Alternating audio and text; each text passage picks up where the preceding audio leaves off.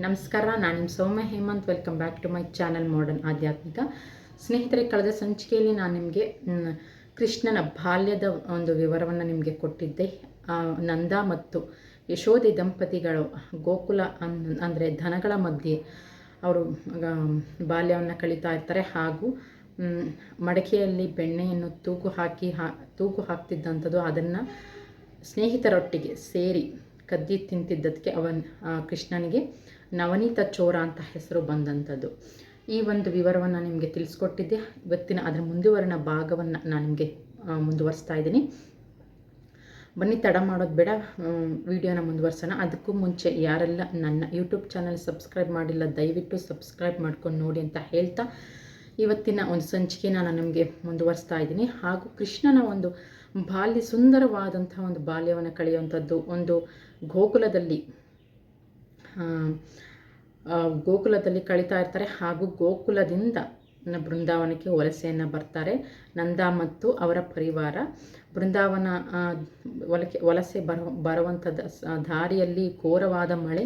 ಆ ಮಳೆಯಿಂದ ರಕ್ಷಿಸೋಕ್ಕೋಸ್ಕರ ಗೋವರ್ಧನಗಿರಿಯನ್ನೇ ತನ್ನ ಬೆರಳಲ್ಲಿ ಎತ್ತಿಕೊಂಡು ಎಲ್ಲರಿಗೂ ರಕ್ಷಣೆಯನ್ನು ನೀಡಿ ಮತ್ತೆ ಅದೇ ಜಾಗದಲ್ಲಿ ಇಟ್ಟಂಥದ್ದು. ಹೀಗೆ ನಡೀತಾ ಇರುತ್ತೆ. ಅಲ್ಲಿ ಬೃಂದಾವನವನ್ನು ಕೂಡ ಸೇರ್ತಾರೆ. ನಂತರ ಬೃಂದಾವನದಲ್ಲಿ ರಾಧೆ ಅಂದರೆ ಆಪ್ತ ಗೆಳತಿ ಕೂಡ ಪರಿಚಯ ಆಗುತ್ತೆ.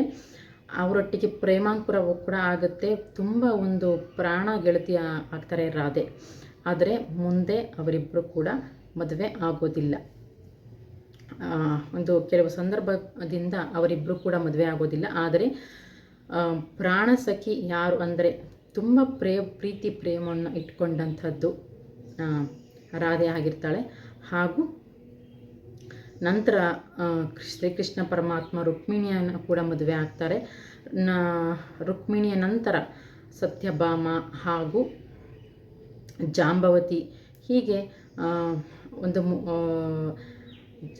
ರುಕ್ಮಿಣಿ ನಂತರ ಸತ್ಯಭಾಮ, ನಂತರ ಜಾಂಬವತಿ ಇವರನ್ನು ಕೂಡ ಮದುವೆ ಆಗ್ತಾರೆ. ಹೀಗೆ ಅವರ ವೈವಾಹಿಕ ಜೀವನ ಕೂಡ ಮುಂದುವರಿತಾ ಇರುತ್ತೆ. ನಂತರ ಅವರು ಹಲವು ರಾಕ್ಷಸರನ್ನು ಕೂಡ ಹತ ಮಾಡ್ತಾರೆ, ಅಂದರೆ ಕೊಲ್ಲುತ್ತಾರೆ.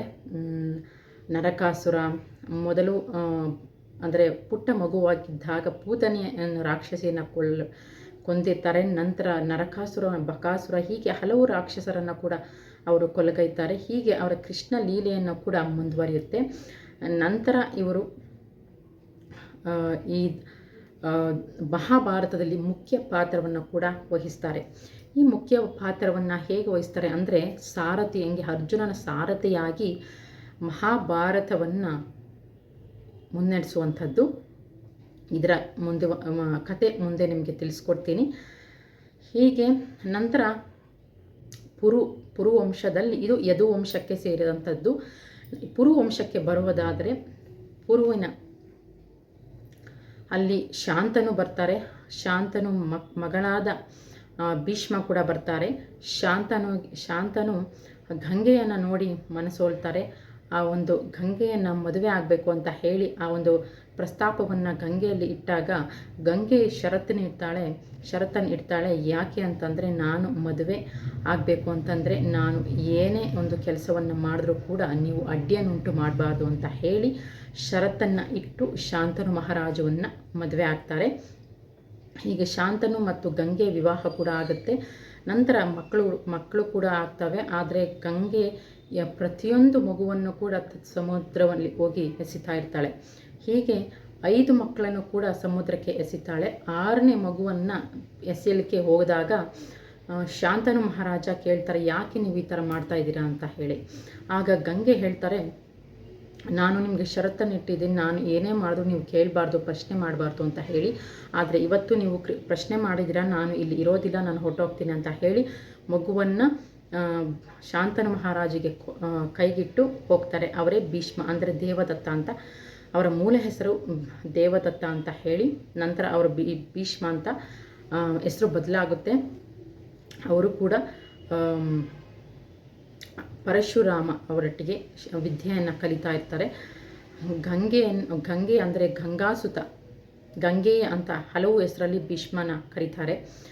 ಹೀಗೆ ನಂತರ ಸತ್ಯವತಿ ಕೂಡ ಅಂದರೆ ಮತ್ಸ್ಯಗಂಧಿ ಅಂತ ಇನ್ನೊಂದು ಅವರ ಹೆಸರು, ಮೂಲ ಹೆಸರು ಬಂದು ಮತ್ಸ್ಯಗಂಧಿ ಅಂತ.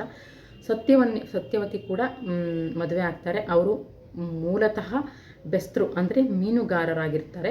ಅವರನ್ನು ಕೂಡ ಶಾಂತನು ಮಹಾರಾಜ ಮದುವೆ ಆಗ್ತಾರೆ. ಆದರೆ ಸತ್ಯವತಿ ಒಂದು ಷರತ್ತನ್ನು ಇಡ್ತಾಳೆ, ನನ್ನ ಮಗನೇ ಮಹಾರಾಜ ಆಗಬೇಕು ಅಂತ ಹೇಳಿ ಶಾಂತನಿಗೆ ಮಹಾರಾಜಿಗೆ ಷರತ್ತನ್ನು ಇಟ್ಟು ಮದುವೆ ಆಗುವಂಥದ್ದು.